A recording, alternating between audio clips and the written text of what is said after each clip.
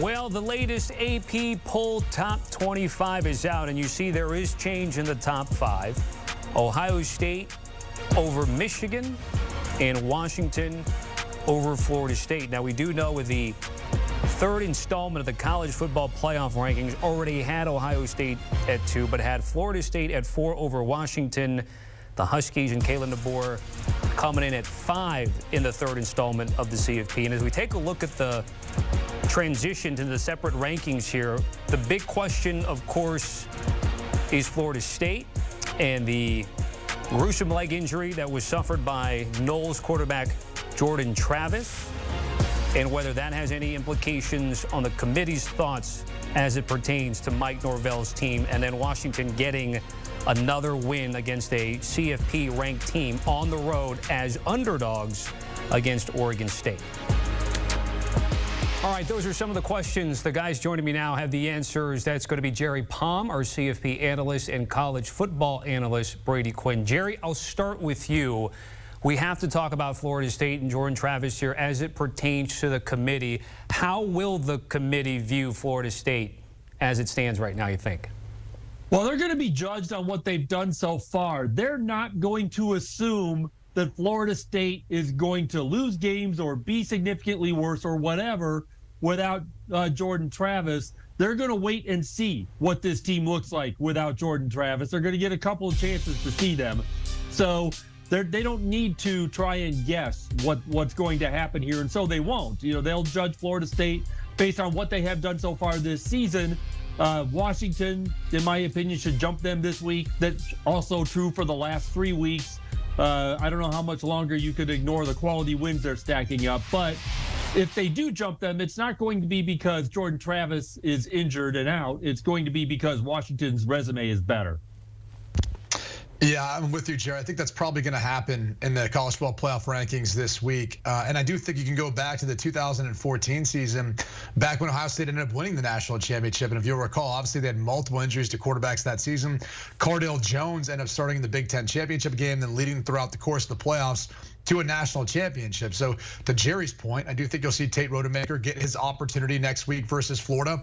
And then the ACC championship game to really see how we're going to evaluate this team. But as far as their resume goes, I think the one thing you got to be careful of is if Oregon beats Washington, and obviously we're going to get a winner between Ohio State and Michigan, is how is Oregon going to be looked at, or how is Texas going to be looked at if they win the Big 12 as potential Power 5 one-loss champions, as compared to a Florida State team that at this point only has 1 win versus a ranked opponent. We'd assume 2 if they were to beat Louisville in this case. You're probably not going to leave out an undefeated Power 5 champ. However, with a backup quarterback, playing, depending on how those games look. I mean, they didn't look good in the beginning of this game this week anyways, versus NAU. So the bottom line is there's a lot potentially up for debate, depending on how the last couple of weeks play out and how Tate Rodemaker plays. Jerry, you want to piggyback off of what Brady had to say there? Yeah, I'll just say that there's no chance whatsoever, 0, maybe less, that an undefeated major conference team gets left out of the playoff period. It's not going to happen. And you've said that from the beginning there. Brady, I want to get back to you about Florida State, because we know with Jordan Travis, he's a Heisman candidate. He's a star for that team. So there's going to be a drop-off. The question becomes how different this Florida State team will look with the backup quarterback. What can you tell us about what type of offense specifically we think we're going to see from Florida State? Well, we've seen Florida State be able to run the ball effectively. I mean, obviously, we've seen Trey Benson throughout the course of the season. I think one of the stars that's really emerged, though, is Keon Coleman. And it's, how is he going to be impacted by the fact that you don't have Jordan Travis in there at quarterback you've developed a chemistry with? And I think the other thing is Jordan Travis's ability to utilize his legs, whether it's creating big plays, scrambling outside of the pocket, or running downfield. That's been a huge piece of where he's been effective and what he's been capable of doing this year. So, is Tate Rodemaker capable of that? Sure, probably not to the degree of Jordan Travis and what we've seen so far. And how fast can he get up to pace with this offense, able to operate at a high level versus a Florida, an in-state rival team next week, and then a Louisville team that has exceeded all expectations this year. It really has been led by their defense, and you have to give a lot of credit to Jeff Brom and his staff, the job that they've done. That's not going to be a cakewalk either. So a couple challenges ahead. We'll see how fast he can get up the pace, but I would imagine that Florida State's going to rely heavily on their defense and running the football, and then taking those shots from time to time when they do get those opportunities to Keon Coleman. Jerry, I want to get back to you. You mentioned Washington and how you had predicted that the Huskies should have leapfrogged Florida State over the last several weeks here, and it might very well happen in this latest installment. But we've been talking so much about the strength of the Pac-12 and how Washington's the only team in that conference that's undefeated, and yet, you know, they've had wins after SC. It was Utah, now Oregon State. I know they've got the Apple Cup coming up with a potential rematch with Oregon, but why do you think over the last couple of weeks specifically, it looks like the committee has said, well, Florida State's a better team despite Washington maybe having the better resume? I think it's because Florida State puts up relatively big margins in their wins, and I think this committee, more so than committees in the past, have reacted positively to big scoring margins, and I would say overreacted to big scoring margins. Washington is putting together a resume full of quality wins. Florida State, as we just mentioned, only has the one over LSU, and they beat them pretty good. But Washington's schedule, if you were to evaluate this like the basketball committee does, Washington would be a much higher seed. Well, higher seed. But it's that they don't. You know, they have less information than the basketball committee does. And margin of victory probably does need to mean something to them because they only have 12 games or so to evaluate these teams. But I think this committee is overreacting to that. And we've seen that in other places in the rankings as well. But this is, to me, the most notable because it's the highest part of the rankings where we see it. Remember, we hear all these buzzwords from time to time: game control, you know, margin of victory. A lot of those times are viewed throughout the course of the regular season.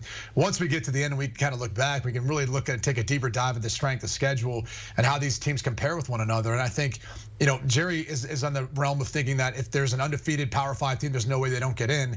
I think because of Florida State's circumstance at the quarterback spot, I'm still a little bit curious to see if that truly is the case. I think if you look at Oregon and the fact that Bo Nix and the number he's putting up and how good Oregon's looked, not only concluding their margin of victory, but if they were indeed to beat a Washington team in the Pac-12 championship game, not only would they have more ranked wins despite having one loss, they would definitively pass that eye test that when I think you're starting to compare between resumes and teams, all of a sudden we've seen the committee at the end of the year pretty much create the 4 teams they feel like are the best, regardless of what it states as far as their criteria of breaking this thing down. And the last thing I'll say on that note is, with Bo Nix being a potential Heisman finalist, are we really anticipating that they would leave Oregon out in that instance just because they have one loss over a Florida State team that's undefeated, who didn't play as tough of a schedule? It's going to be up for debate. Obviously, a lot still needs to happen between now and then, but I am curious to see how that all factors in. We saw over the weekend there, Bo Nix, Jaden Daniels, their odds shorten in the Heisman market, with Michael Penix's dropping just a little bit longer after this past weekend. And of course, we'll continue to monitor that particular market. Before I let you guys go, I got to get thoughts, of course, with Michigan and Ohio State. Brady, before we get to you, I'm going to ask Jerry first. Jerry, give me the potential CFP implications of a matchup, because a lot of people are going to be talking about style of win, margin of win, and how it matters with a potential 2-bid league from the Big Ten down the road. That's not going to happen this year. There's going to be too much competition for an 11-1 Big Ten team, even if that team's Ohio State, which has got the better resume because of the non-conference win at Notre Dame. There just isn't going to be room. You could have 3, maybe 4 12-1 conference champions, or 12-1 teams that even didn't win their conference, competing with 11-1 Ohio State in a soft Big Ten. I just don't see how the Big Ten can get 2 teams in this year. So this is really, you know, win or go home in terms of the college football playoff for Michigan and Ohio State. And of course, they still have to beat Iowa in the conference championship game, and that's going to be an ugly game because Iowa makes you play ugly. So it's not going to be easy. But the team that loses the Michigan-Ohio State game is probably going to the Orange Bowl. Look, anything is possible. I will say this, though. They need chaos to happen in order to be able to get 2 teams in from the Big Ten, at least at this point. I will say this, just having been in Maryland for Michigan versus Maryland, you've got 2 teams who are, you know, trending in completely different directions right now. Ohio State has gotten healthier. They've been largely led by how good their defense has played consistently this season. Travion Henderson now in the backfield gives them a legitimate home run hitter. We know how good Marvin Harrison Jr. is. He should be in New York as a Heisman finalist, if not potentially looked at as winning it.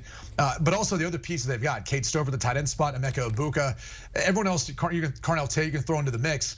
this is a team that seems like it's ascending with Kyle McCord as the first-year quarterback and really what he's been able to do so far and put together. So yes, they have a better resume, but I also think they're getting better at the right time as compared to Michigan, where it feels like they're limping to the finish line. I mean, Ladarius Henderson, the starting left tackle, was out for this most recent game.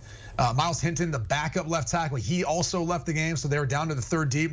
We'll see how that looks going up against that defensive front for Ohio State in this upcoming week. They obviously lost Roman Wilson with a shoulder injury in the game. They said it was precautionary that they held him out. However, it was a tight game. They only won by 1 score, and that was the case last year too. So you kind of wonder how severe the shoulder injury was. And J.J. McCarthy clearly is not healthy right now. You can see it. He's been limping around, dealing with that ankle injury that takes away an element of this Michigan offense where he's been so good with the quarterback design runs, but also taking off on passing plays and utilizing his legs. And I also think it's impacting him throwing the football down the field. So all the things off the field, I think, maybe have played a minor role, but now some of the injuries are starting to mount up for Michigan. That's a concerning thing, hosting Ohio State, a team who it seems to be getting right at the right time. Early lines have the Wolverines -3.5 in Ann Arbor for this game. Our thanks to Brady Quinn and Jerry Palm with the reaction to the AP poll top 25, and of course looking ahead to the college football playoff. Latest rankings coming out there on Tuesday night. Some other notable top 25 movement as we get back to the AP. DJ Uiagalelei and the Beavers, by virtue of their loss, moved down 5 spots to 15. In Arizona, tremendous second half of the season as the Wildcats get it done. They move up 3 spots now at 16.